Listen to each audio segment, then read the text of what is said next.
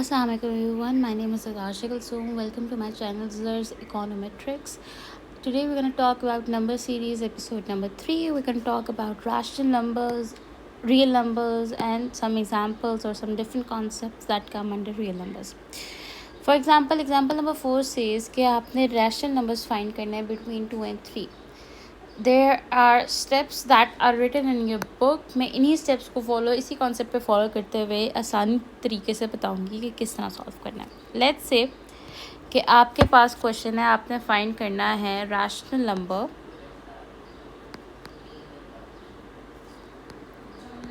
Between 2 and 3. ठीक है, these can be any numbers. These numbers can be even in form of fractions or decimals, but उसने आपको कहना है कि rational number find कर. तो किसी भी फॉर्म में आपका सवाल लिखा हो, the first step is that step number 1 is that you're going to add these two and divide by 2. ठीक है, अब वो किस तरह करेंगे. 2 + 3 is 5, राइट, एंड हम इसको डिवाइड कर देंगे 2 के साथ. This is your answer. This is your first rational number. ठीक है, for second rational number we can go to step number 2. How do we find the second rational number. जो हमारा आंसर आया है उसको पकड़ के हम सेम चीज़ करेंगे. We gonna say 5/2 + 3. You can use both numbers. 2 भी यूज़ कर सकते हो, 3 भी यूज़ कर सकते हो, आपकी मर्ज़ी है. मैंने 3 यूज़ किया. ठीक है, this whole again divided by 2. Whatever this answer comes, आपने इसको डिवाइड करना है 2 के साथ. वो किस तरह आएगा. आसान तरीका ये है कि कैलकुलेटर पर डालो. I encourage using calculators because आपकी जो एरर मिस्टेक्स होती हैं वो बहुत कम हो जाती हैं. सो जब भी हम पेपर में कर रहे होते हैं कोई भी कॉन्सेप्ट, तो यूजुअली ये होता है कि बिकॉज हम पैनिक कर जाते हैं तो हमारे आंसर्स, हमारे पास कभी कभी 2 + 2 भी गलत हो जाता है. तो it's better that you recheck your answers through calculators.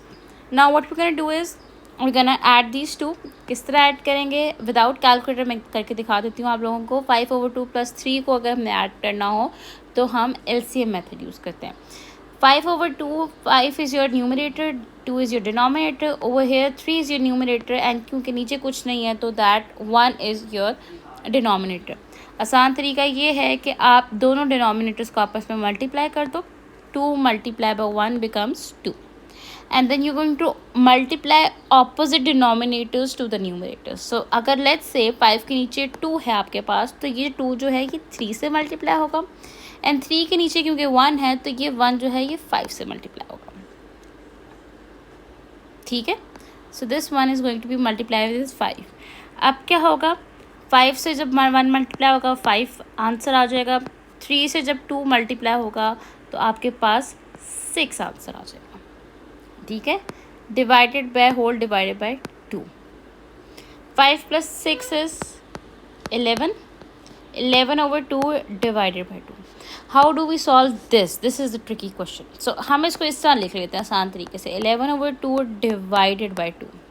और जब भी हमारे पास इस तरह से सवाल आए और आपके पास ये डिवाइड का साइन हो तो हम इसको मल्टीप्लिकेशन के साइन में इजीली चेंज कर लेते हैं. किस तरह, हम इसका डिवाइड की जगह मल्टीप्लाई का साइन डालेंगे और अगला जो नंबर है विच मीन्स दिस नंबर, हम इसका रेसिप्रोकल ले लेंगे. रेसिप्रोकल का मतलब ये है कि आपका न्यूमरेटर डिनोमिनेटर बन जाता है और डिनोमिनेटर न्यूमरेटर बन जाता है. यहाँ पे न्यूमरेटर तो 2 है हमें पता है, डिनोमिनेटर इज़ 1 बिकॉज जहाँ पे कुछ नहीं लिखा होता वहाँ हम कहते हैं 1 लिखा हुआ है, right. So this would become 11/2 multiply. We have change the division sign with multiplication sign और ये आपके पास आ जाएगा 1/2. जब हम इसको मल्टीप्लाई करेंगे, इसको सॉल्व करेंगे, this would become 11/4. This is your second rational number. ठीक है. So the two rational numbers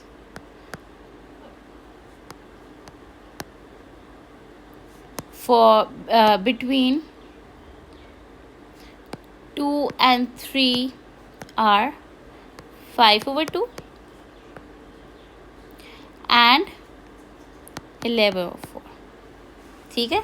So these two are your rational numbers. These are the two answers या numbers that we have to find. This is how we find between rational numbers between any two numbers. These can be 2 and 3. These can be 4 and 5.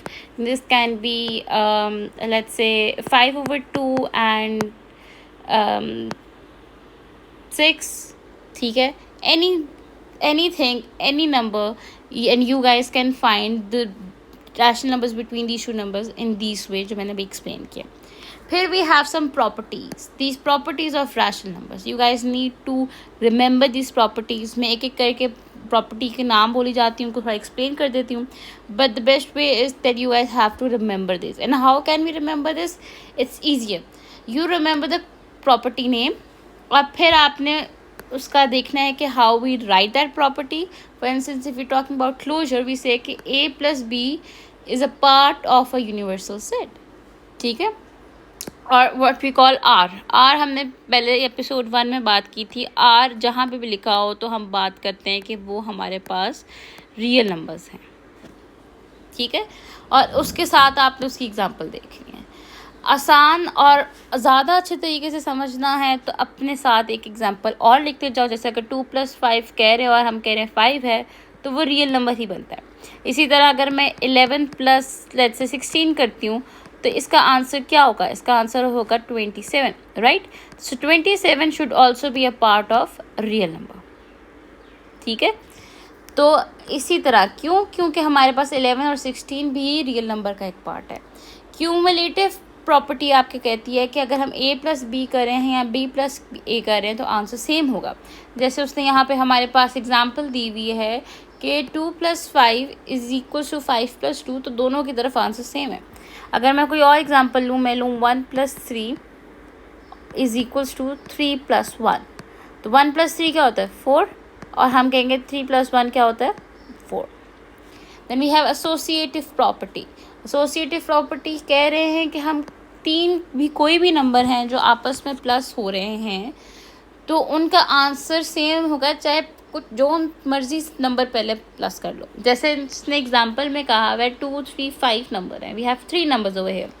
पहले अगर हम 3 और 5 को plus कर देंगे 8 आएगा answer, और फिर उसको 2 में प्लस करेंगे तब भी 10 आंसर है. और अगर मैं 2 और 3 को पहले प्लस कर दूँ विच इज़ 5 ओवर हियर, और फिर उसको 5 से प्लस करूँ तब भी 10 आंसर आएगा. This can happen in other examples as well. For instance, if we say that 1 + 3 + 4 = 1 + 3 + 4. Both sides should give you the same answer. How so?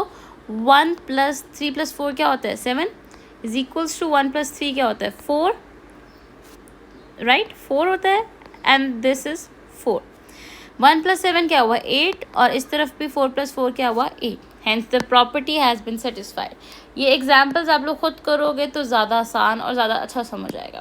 Then we have identity property. Identity property कहती है कि अगर आप किसी भी number को, किसी भी चीज़ को 0 से प्लस करोगे तो आपके पास वापस नंबर आएगा. These are some those properties जो कि हम जब से हमने काउंटिंग पढ़नी शुरू की है हम तब से करें. For 1, 2, 3 one ever you add any number with 0 तो वो नंबर आपके पास वापस आता है. फिर इसी तरह इन्वर्स बेसिकली ये होता है कि अगर आपने लिखा हुआ है 3 तो 3 का इन्वर्स -3 होगा. ठीक है. तो अगर मैं इन दोनों को ऐड करूँ, मतलब अगर मैं 3 + -3 करूँ तो 3 -3 हो जाएगा. राइट. ये हमने ब्रैकेट अलजेब्रा की प्रॉपर्टी की होगी आप सब ने पहले. 3 - 3 इज़ 0.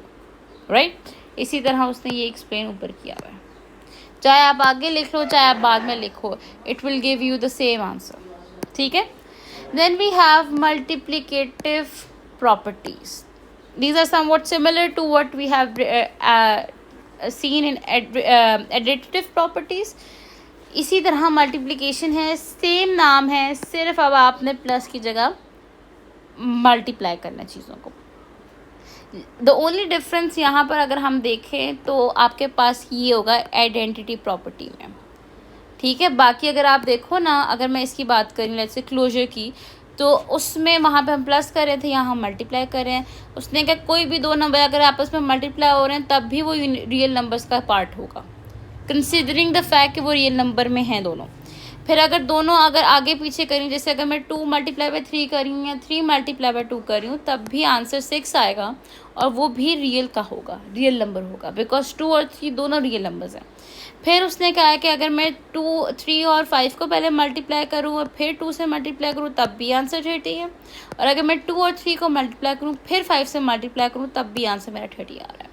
ठीक है, these are some basic properties जो कि हम उसमें एडिटिव प्रॉपर्टीज़ में देख चुके हैं. Similar to additive properties, the only differences कि हम पहले प्लस कर रहे थे, अब हम मल्टीप्लाई करें. Identity is a little different and inverse is थोड़ा सा डिफरेंट. आइडेंटिटी में जब हमने यहाँ बात की तो हम इसको ज़ीरो ले रहे हैं, पर जब हम मल्टीप्लाई करते हैं किसी भी नंबर को ज़ीरो के साथ तो वो नंबर वापस नहीं आता, वो ज़ीरो आता है, राइट. तो आइडेंटिटी प्रॉपर्टी नहीं होती. आइडेंटिटी प्रॉपर्टी या इस तरीके से याद करो कि किसी भी चीज़ को ऐसी चीज़ से मल्टीप्लाई या प्लस करना है कि वो चीज़ वापस आ जाए, वो नंबर वापस आ जाए. तो हम कौन सी ऐसी नंबर से मल्टीप्लाई करेंगे किसी भी नंबर को कि वो नंबर वापस आ जाए, तो दैट इज़ 1, राइट.